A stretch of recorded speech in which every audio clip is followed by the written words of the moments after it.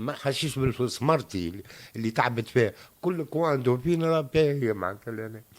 امان مش كل مره من نكبه لنكبه من كبه لكبه راني تعبت يا وخين وليت نخمم اني نعمل حد لروحي ولبنتي. لطف عليك. انا نعرف والله يا ربي وانا نقولها والله نعرف قدر الله انه المحكمه تحكم لي باخلاء المحل، اقسم بالله نعمل حد لحياتي ولحياه بنتي باش ما نخليهاش بعدين نتمرمد. بعد 34 سنة محمد العوادي قلت لي حاب يخرجوك من الدار، شنو الحكاية؟ والله انا بيدي تفاجأت كيفك انت اختي الغاليه. انا الدار هذيا اللي ساكن فيها عندي 34 سنه. بن علي اعطاني، عملت عريضه الرئيس والرئيس بعث الولايه والولايه مشيت على اساس خاطر كانت هي بيوت طايحين ولا. ومرتي مولود معناتها تولدت لهنا تقريبا، قرات البريمير نتاعها الله يرحمها لهنا.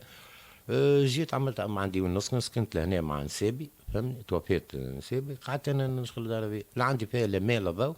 عملت عريضه ساعتها رئيس الجمهوريه نتاع بن علي الله يرحمه، بعث الولايه والولايه بعث المعتمد الاول، المعتمد الاول المعتمد، وبعد جاني العمده قال لي راه ما تدخل الماء والضوء وما الا ما نعطوك احنا، عطاوني شت حوز وتصرف.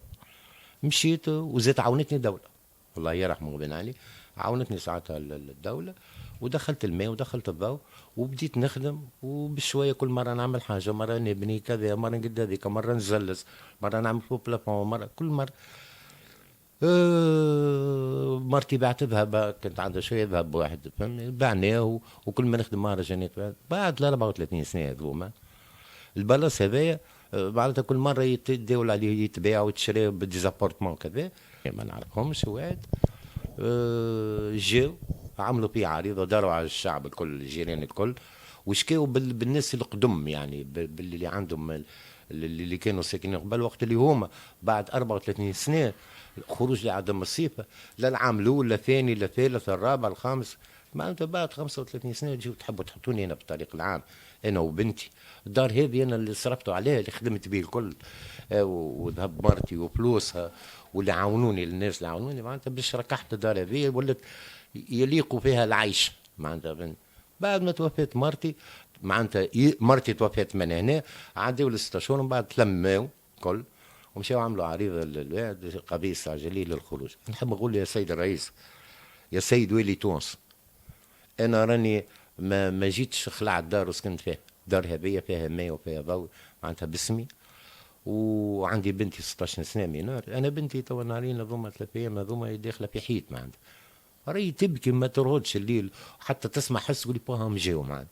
انا نحب نقول اراني لا سبيل اليه، اذا كانت الدوله التونسيه من اعلى سلطه ان باش تخرجني بالدار هذه راني ما نخرجش، مش نهدد بعدم الخروج، لكن اذا كان خرجتوني انا وبنتي، انا يدي معاقه هاي سقطت يدي باه، ومرتي مسيت كي توفيت، الدار هذه بنيتها انا ومرتي والمرحومه، البنك هذاك توفيت مرتي غاديك راهي معناتها بعد انا ما نخسر فلوسي هذه كل، وبعد 35 سنه انا في عهد بن علي الله يرحمه اعطاوني ما خلونيش ما طيشونيش، ما بالك الدوله اللي هذه تو نعيشوا فيها.